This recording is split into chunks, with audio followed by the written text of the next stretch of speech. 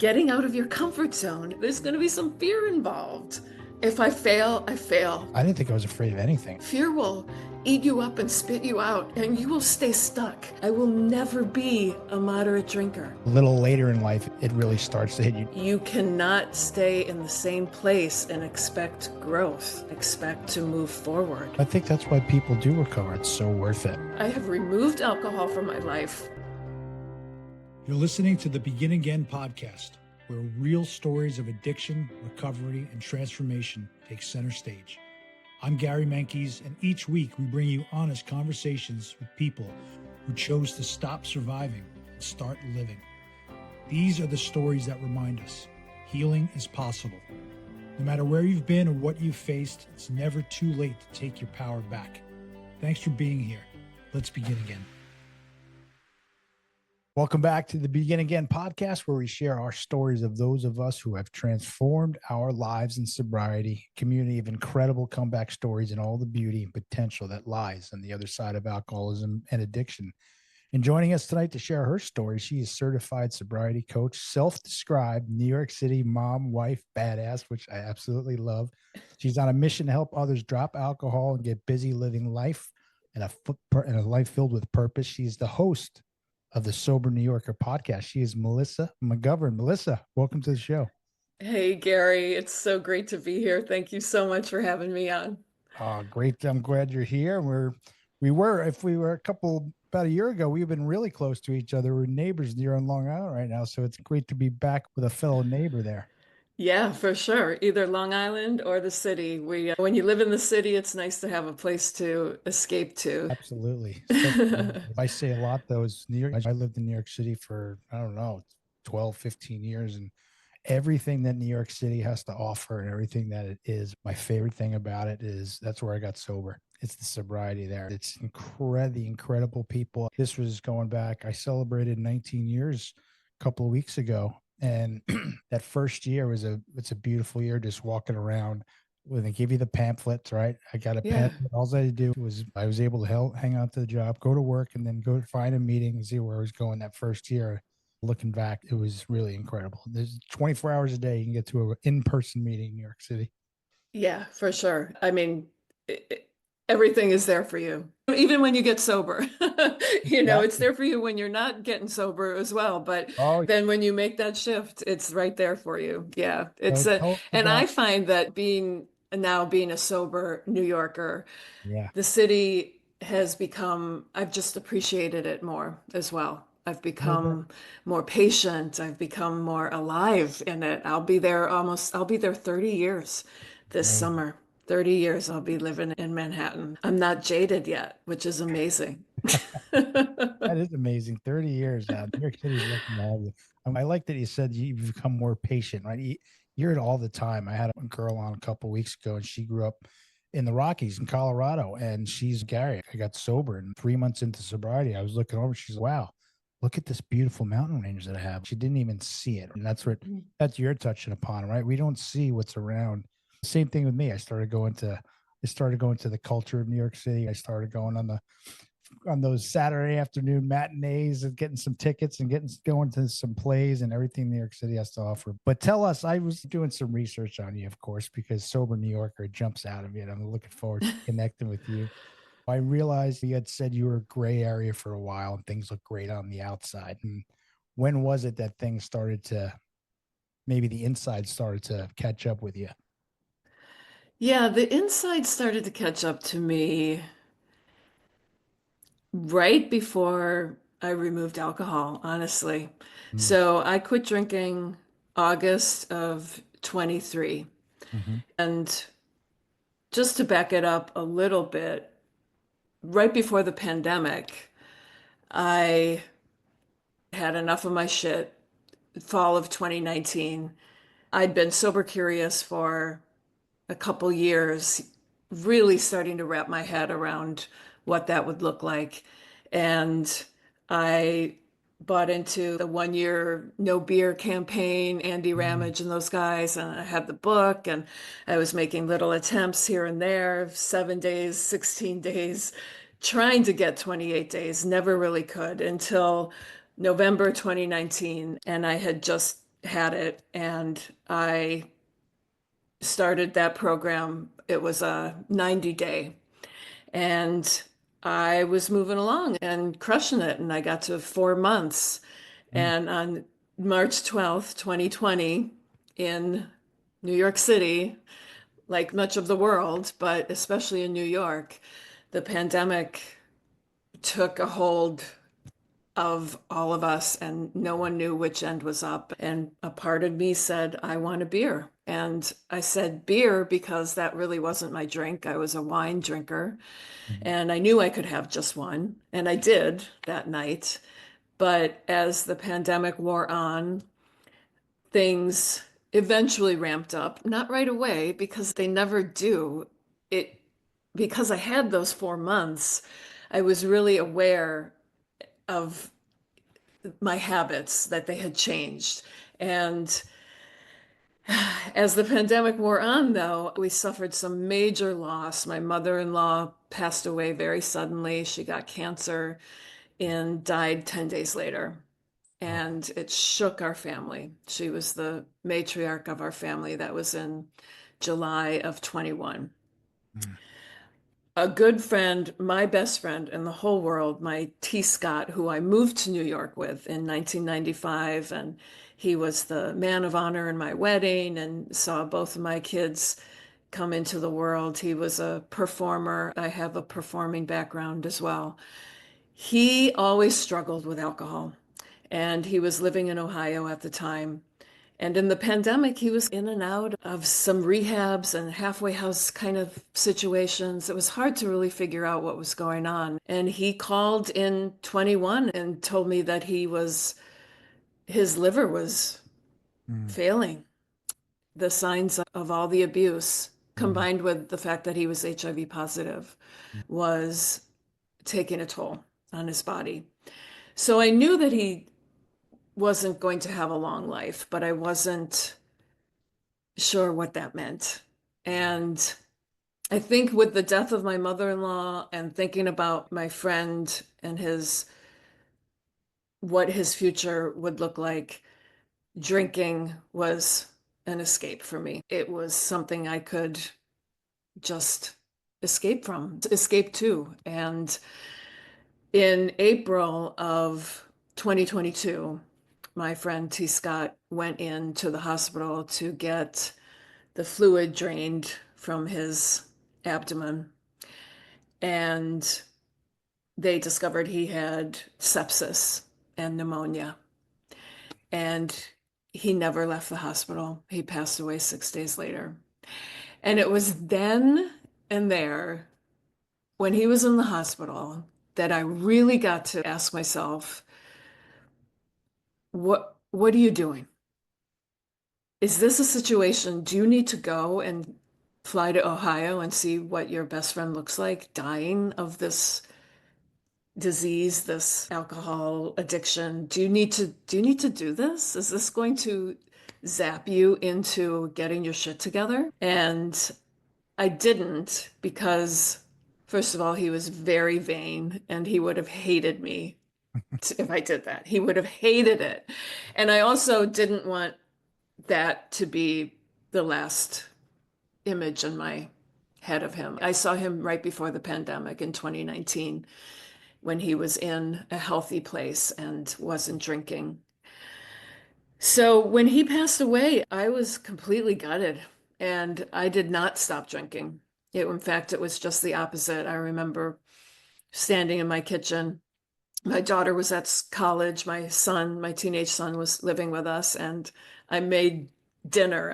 I made an attempt at making dinner.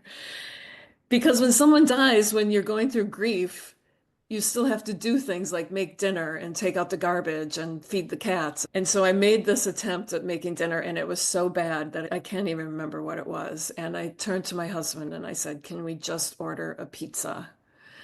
And he said, "Of course we can order a pizza." And that was my fuck it button. That was I'm just going to order a pizza. I'm going to order Chinese food. I'm going to order tacos, and I'm going to order cases of wine. Drizzly app. in New York City. I spent probably $10,000 on that app in the Mm, pandemic. And that's what I did for the next 15 months. And telling myself that he's not here. He doesn't get to do this. I'm here. I get to do this. I'm going to live my life. I am going to live it up in his honor, right? In his name, because he can't do it. So I'm going to drink all the drinks. I'm going to eat all the food. I'm not exercising like I should. right. I was taking walks in the park, and on one occasion, Riverside Park runs along Riverside Drive, you know it. I got all the way south, maybe to 96th Street from my house at 135th. And I was so tired and gassed that I hopped on a bus to come home. Mm, And I justified it by saying I made it halfway. Good for you. Good for you, right. Melissa. Things were going along that way, and I hated the way I looked. I hated what I saw in the mirror, yet I wasn't doing anything about it. And in the summer of 23, I had to make an appointment with my doctor to go in and have a prescription filled. I couldn't get away with the telehealth Mm, appointments anymore like we all did in the pandemic, meeting on Zoom to talk to your doctor. So I had this appointment in August, and I think having that appointment set where it was gave me the liberty to, in my head, I thought I'll have plenty of time to sober up before that appointment to get things in order. And the opposite happened. I just went for it. I went for it that whole summer. When I started waking up feeling like I didn't want to get out of bed, that's when I knew that something had to change, that this was really scary because I had never felt like that before. And I have family members and friends that have gone through depressive episodes, and I could never wrap my head around it. I've always been the type to say, pull up your bootstraps and get on with it. And here it was. And I actually even said to myself out loud, is this depression? This must be depression. Is this is happening to me, Melissa McGovern? I couldn't believe it. And I knew exactly why it was. I knew exactly why, because I was drinking too much. So that was a very defining moment because I'd never experienced that in all of my gray area drinking.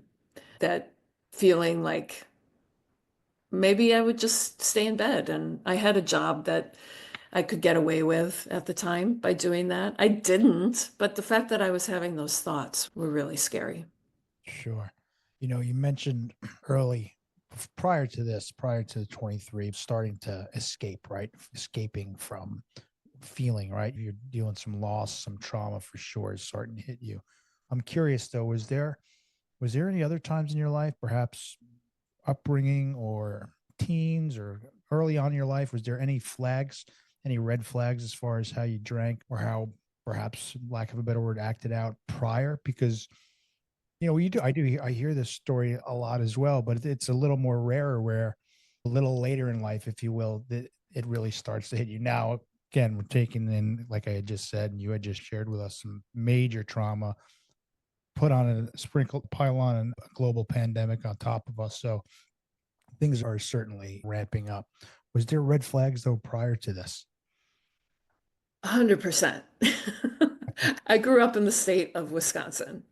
Okay. So right then and there, I think I was 14 when I had my first drink, peach schnapps and orange juice at a party.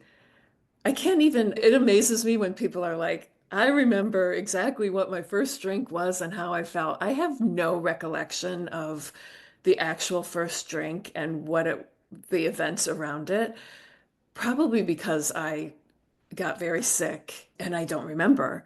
And then subsequent times after that, the same thing happened. It was always I took it too far. I got sick my freshman year in high school. We went to a dance drunk off our asses, and I threw up all over the floor of the dance floor in high school. And what an idiot. What kind of idiot does that? My dad, God bless him, is always just the kind of guy that was like, if you're ever in trouble, you call me, no questions asked, we'll deal with it in the morning. Yeah. And that's exactly what happened that night. There were all sorts of instances through high school. My parents tried to put me in counseling. They You they opened were the very door. confused with why it was happening. Yet I was still getting good grades. I was still on the basketball team. I was still getting leads in the plays.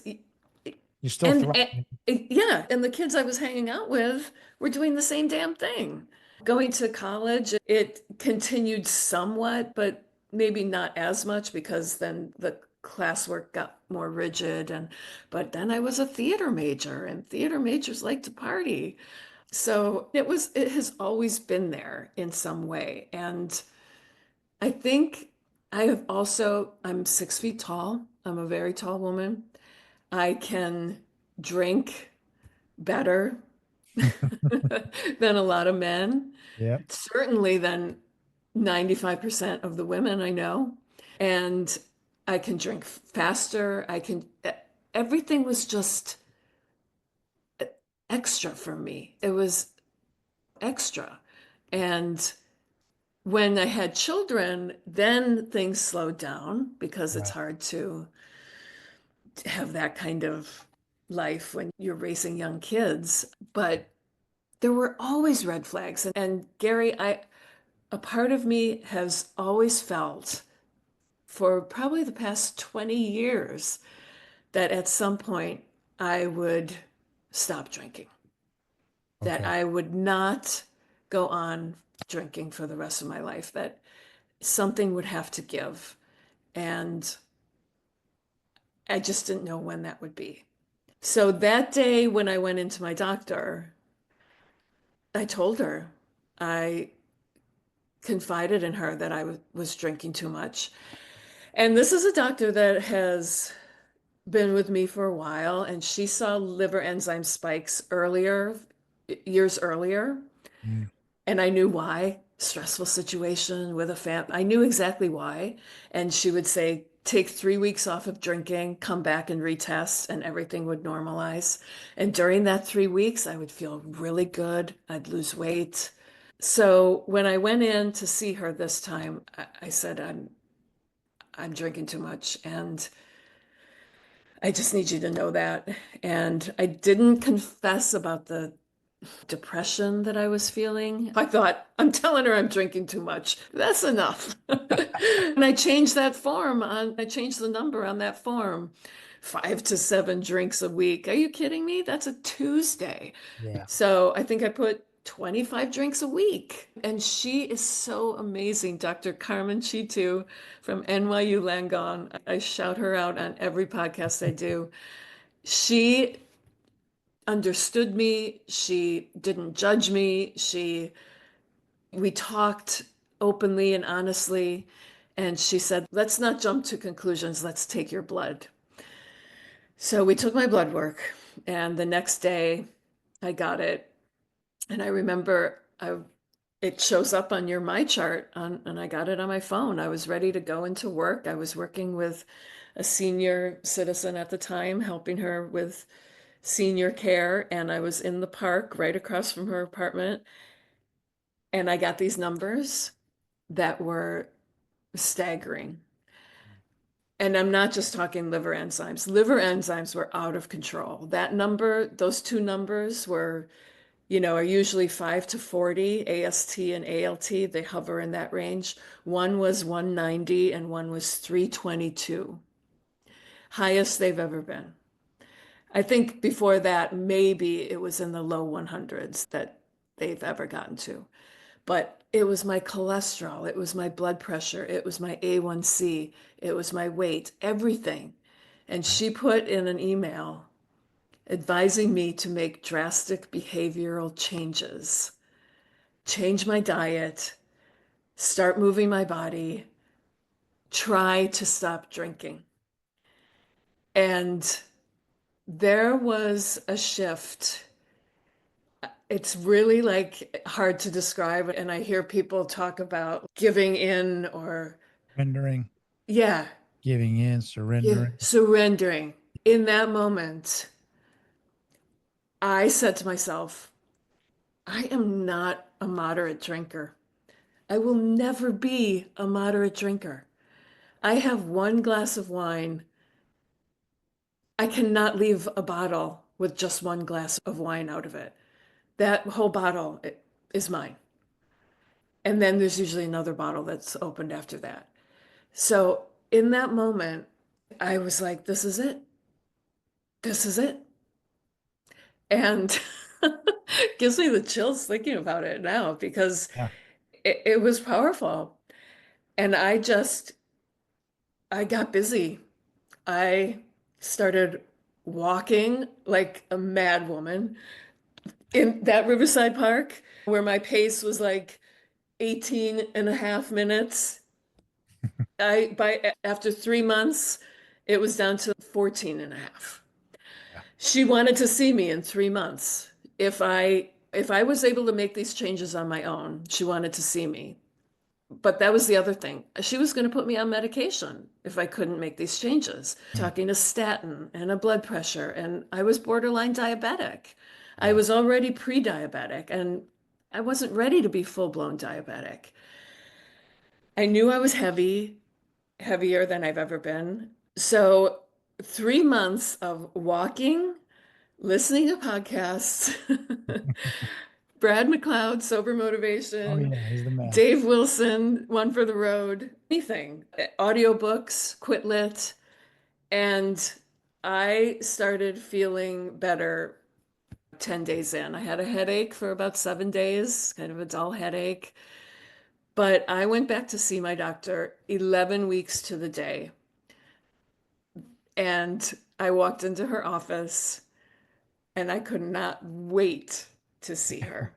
I could not wait. Who says that? Who says Right. that? Yeah. She walked in. This is a true story. She walked in, she looked at me, and she said she thought I was taking Ozempic off the black market. I was not. I That's a was not. compliment. What a compliment. She took my blood. I was like, had my arm out, take my blood, please. Ready, Let's let's go. Right. go. Yeah. Yeah. She weighed me. I was down 27 pounds in 11 weeks. My blood pressure was normal. I dropped 50 points off my cholesterol. My A1C came down below pre-diabetic range. My liver enzymes at 322 and 190 down below 40. The liver is an extremely forgiving organ if you catch it in time. Mm. If you catch it in time. And no part of me left that doctor's office thinking, I'm going to pick up a bottle of wine and go celebrate. I left that doctor's office thinking, this is the rest of my life. I have my life back. You have your life back. This your story. I'm curious if this has dawned on you because you say it a lot. You hear people tell stories. I have my own story, and you zoom out, right? And you say, I say it's a lot. There's no coincidences, right? The way you're telling your story, it's almost like subconsciously you did it all.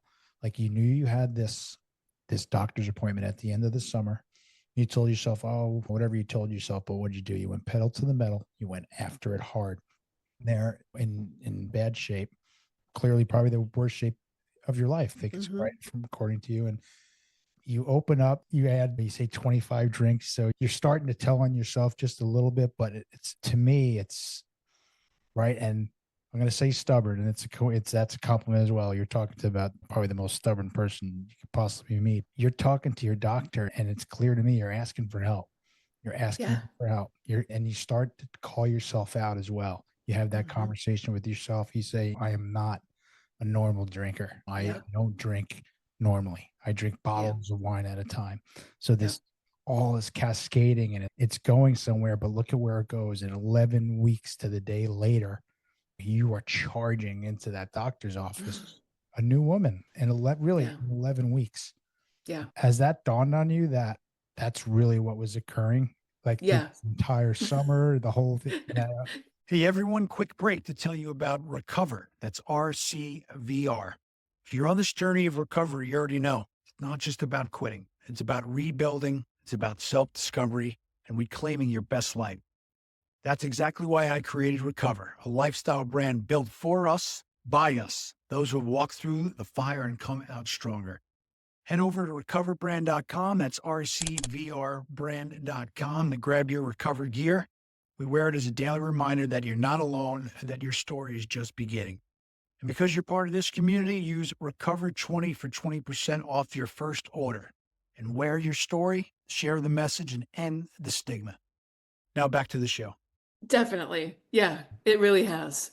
Because there were, and earlier in that year, in 23, there were starting in like February, March, the summer, there were these instances that were just pushing me towards that.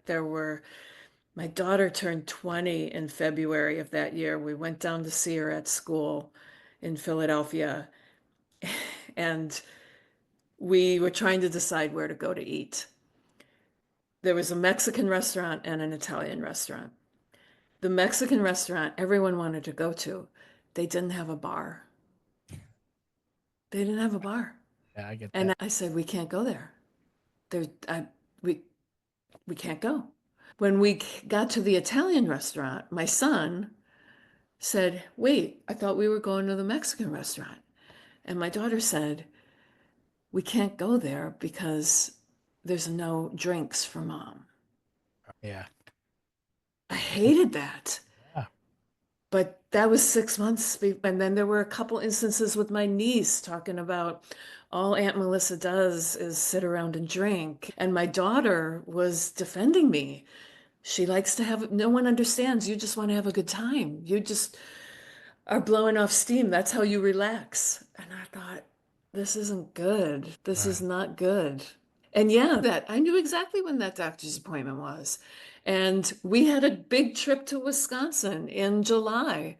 And I knew there's no way in hell I was not going to be drinking on that trip. We had a friends weekend in late July. Same thing. Like, but that day, it was, that was it. That was it. And 6 weeks later was my birthday, and I wasn't drinking. I was visiting friends in Florida, actually. And I said to my friend, I said, I'm okay. If I saw a bottle of rosé in the refrigerator, it would probably trigger me a little bit. To which he said, then you shouldn't go out in the garage and open up the refrigerator. And you know what, Gary? I didn't. I never stepped foot in that garage because I also know his husband had a big bottle of vodka in the freezer.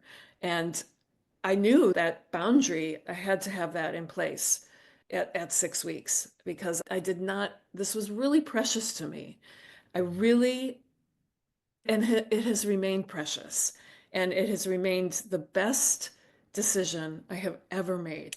And when you have time away from it and you're able to look back on it, lately I've been thinking, and I actually heard someone else say this recently, and it was like an aha moment for me.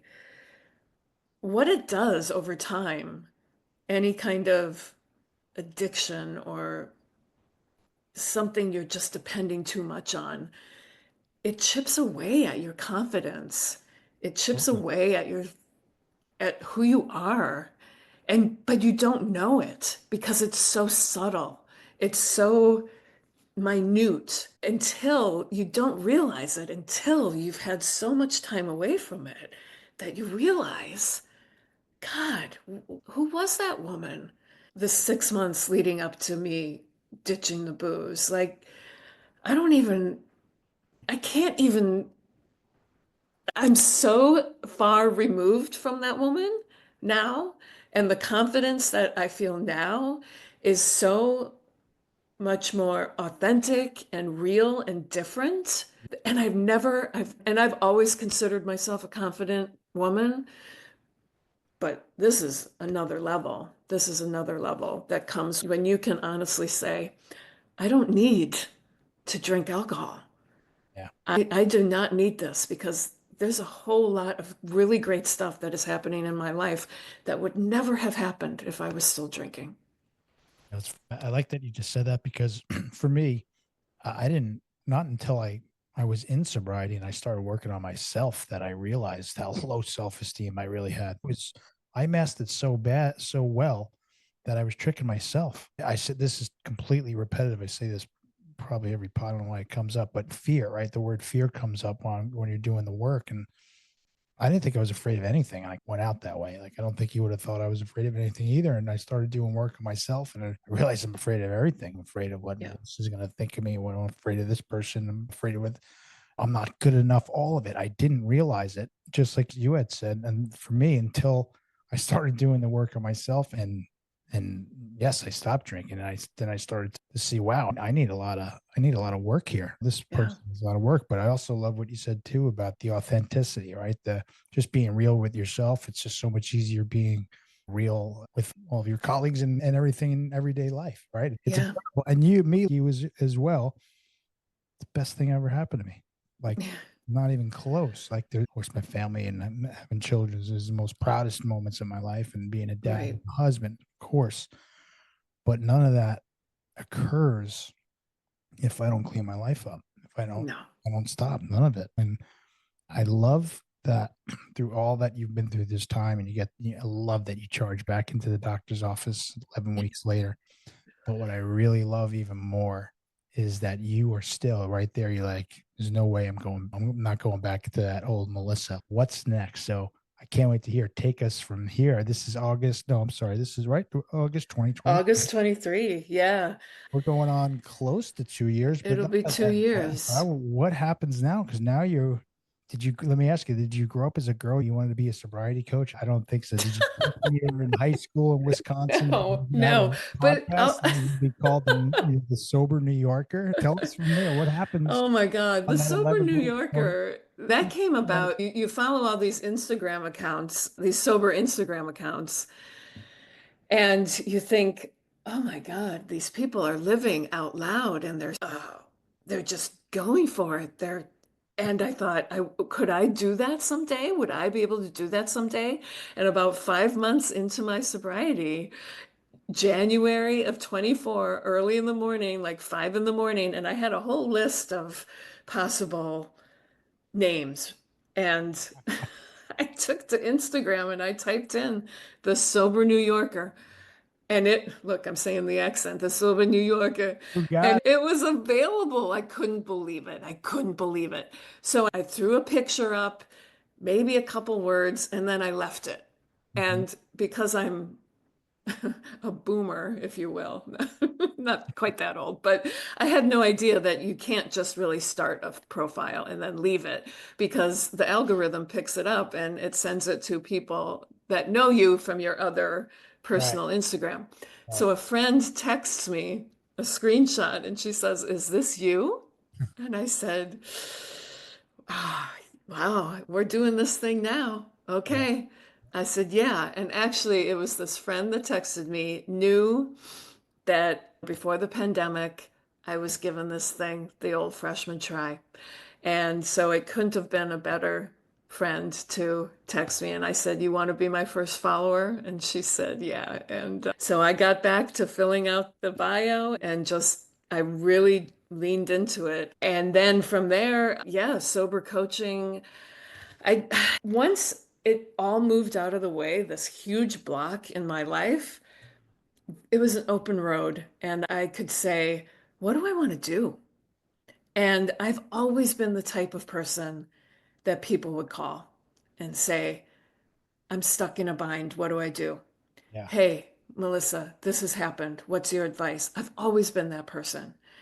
And yet, I wasn't really even taking care of myself. I was able to give advice, but I'm not even giving myself advice, right. ironically. So now here I am, and I'm thinking, I could do this. I could do this. I'm I'm so passionate about it. I'm so passionate about the journey I've been on, how I feel every day I get up. the steps that it takes to get there, it's not easy. It's worth it. It You're is. worth it. So I went and got certified. I started a podcast.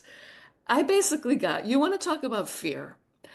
I got to a point where if things crossed my path and they scared me, I told myself that means I need to do it. And man, that makes me emotional still because you will, fear will eat you up. Fear will eat you up and spit you out, and you will stay stuck your Yeah. whole life for fear. People stay stuck forever because of fear. And I just feel like, what is the worst that could happen? If I fail, I fail. So what? I'm going to learn something from it. I'm going to grow from it. I'm 53 years old. Like, I've failed a bunch of times, but I have done one of the most incredibly hard things in the world. I have removed alcohol from my life in a world that's obsessed with it. If I can do that, all right. So I start a podcast and no one listens for the first one. Big deal. I'll figure it out. I'll figure out how to grow that bitch. I know. And I really have. I feel like if fear is just a byproduct of our limiting beliefs, our what Yeah. we just get agree stuck. completely. I agree completely with everything you're saying.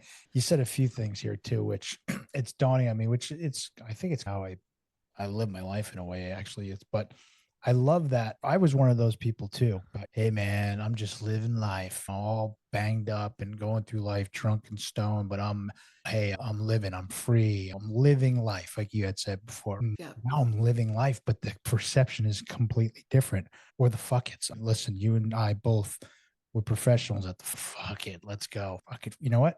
We're Yep. doing fuck it's now, but in a positive way. You Yeah. just fuck it. I'm gonna start this podcast. Fuck it. I'm gonna do this. Fuck it. I'm gonna be a coach. But it's all positive, beautiful stuff. Exactly. Really is. So it Yeah, yeah. and right, there's so many of we're extreme. We go to extremes regardless, like who we are. Right. Even before when you were in your early age, yes, you probably are dealing with some alcoholism there for sure, but you're still thriving because you just pedal to the metal no matter what it is. Like we do things to Yep. extremes, right? Yep. What is I was and so I totally relate to all that, but I love what you're saying here. How do we get because I want to hear for our audience wants to know how and I agree completely about fear can eat us up and spit us out and it can really keep us stuck for people for the rest of our lives, right?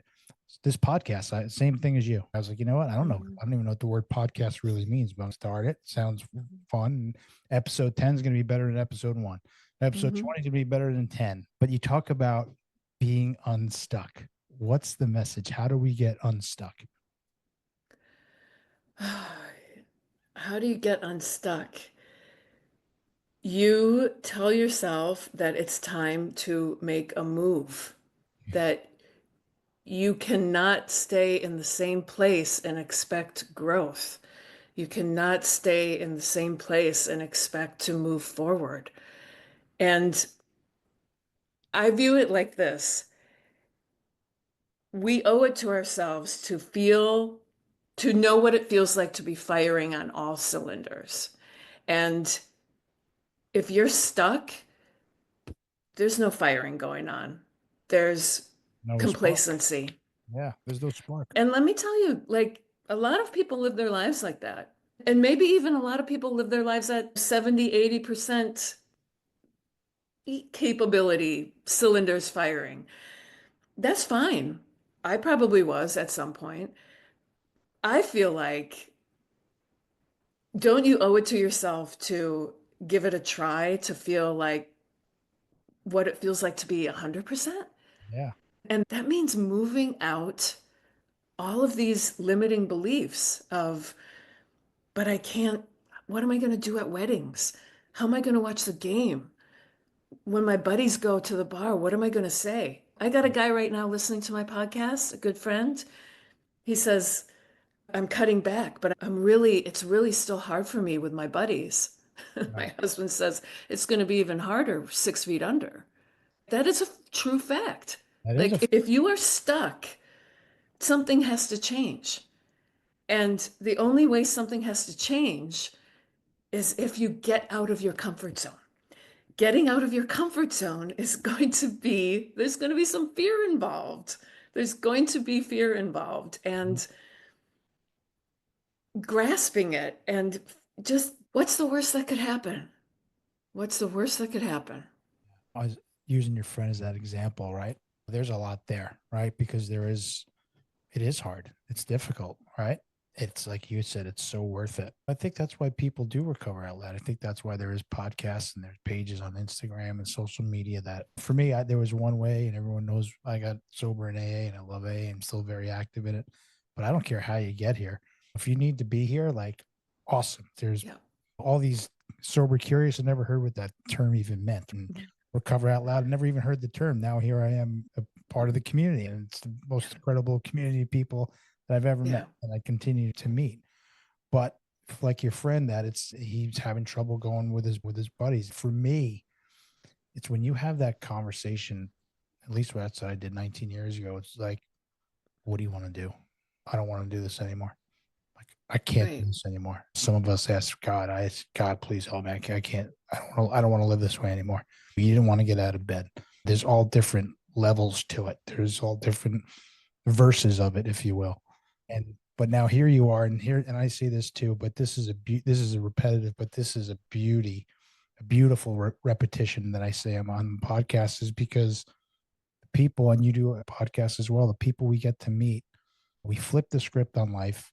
And just like you get clean, you get sober, this amazing umbrella that what comes with that is health. All your vitals are much back. You're healthier, you're lighter, but now you want to help other people not live the way you were living. I just think that's so beautiful. And I love it. And your passion is flying through the screen, which I love. But tell us, where can we find you, and tell us tell us what it's like being a sober coach in New York City. Oh, it's great. I do most of my coaching on Zoom. I would Mhm. love to change that. I would love to, because you see how I am through Zoom, and Yeah, in person, I'm even better. I'm sure you make a real impact in person for sure. You're making So an impact I here. would I know love in person. Yes. I would love to create a real connect. I've had one client in New York and we would walk Central Park and coach. So that was a beautiful thing. I would love to have more in-person clients in New York. I'm trying to figure out how to do that. A lot of people find me through Instagram Mhm. at The Sober New Yorker. And my website is thesobernewyorker.com. My podcast, The Sober New Yorker, it's a whole brand, just like Mhm. your Recover brand, right? Yes. So that's how people find me. And I love being a coach. I feel like it is exactly what I'm supposed to be doing. It feels like I've waited 53 years to be doing the job I'm meant to do for the rest of my life. And there's no greater feeling. There just is no greater feeling. Yeah, I was just gonna say, what a blessing, right? To be, and I say this too. I'm 50. I'll be 51 in July, and my more ambitions and more dreams and things that I want to do and accomplish. I owe that all to my sobriety. I didn't speak that way 19, 20 years ago. I was a cynical chip on your shoulder. I guess I could still have a chip on my shoulder sometimes. But I lean into that. I own that dude. But to be at a place at 53, 51 years old, whatever it may be, it doesn't matter how old, but I'm just saying at this stage of our lives to find this purpose and this passion. And yes, go find her in person because I know she's gonna help you on Zoom, but in person she can probably really help you. It's incredible. It's one of the many beautiful gifts that we're given once we do find this new life. We get to begin again, the Yeah, new chapter. It's a new lease on. yeah, yeah, for sure. Yeah, with my coaching, my bigger, loftier goals are more public speaking. And that will give me the in-person that I definitely crave. That's finally where I put my theater degree to use. Hey, Ma, look, I did it. I did it, right? A little different But every no, day. I'm so excited to bring my story and other people's stories into into the forefront and kill the stigma that we have around Absolutely. drinking too much, around all of this, because it deserves to be squashed. We're all human. We're humans. We're going through human conditions, and it's a very natural thing to have something that you're trying to sort out. And for us, it just happens to be alcohol. For other people, it's other things. This is our thing. We're special that way. We're in this together, and I'm, it fires me up. And I'm so thankful to be on here and tell my story again. It gives me a lot of pleasure to always like to tell it because I know there's people out there who need to hear it. There Yeah. is, for sure. We're not alone. It's not a cliche. You're not alone, for sure. There is another way. You don't have to live that way. You don't have to live that life anymore. And I love that, what you just said too. And I say it a lot is I don't want to lessen the stigma. I want to eliminate it. I say that in my, Oh, yeah. like, I'm not here to lessen it. I want to eliminate the stigma. There Yeah. is another way. And Yeah. beautiful. I'm so grateful you're here tonight. I love connecting with you. We have to do a follow up because we want to see, because I know there's a lot coming for you. So look forward to everyone. Go give her a follow. All this will be on the show notes, your website, your socials. Go give her a follow. Go check her out. Check out her website. DM her. She'd love to speak to you. So, Melissa, it's been a pleasure. I love our conversation. Thank you so much. And I'm looking forward. We have to come on yours as well. Absolutely. Yes, I would love to have you on my podcast. And if you're ever up in the city or the island, if you're on Long Island, let's have a proper meet for sure. Absolutely. We'll do. Sure. I'll take you up on that. Absolutely. Thanks for being here Thank you tonight. so much, Gary. Thanks a lot. Thank you. Thank you for listening to the Begin Again podcast. If today's story moved you, inspired you, or reminded you that healing is possible, I'd love for you to share it. Subscribe, leave a review, and help us spread the message that no one is too far gone to begin again. And if you're ready to wear your recovery with pride, visit us at recoverbrand.com. That's RCVR Brand.com. And until next time, take your power back.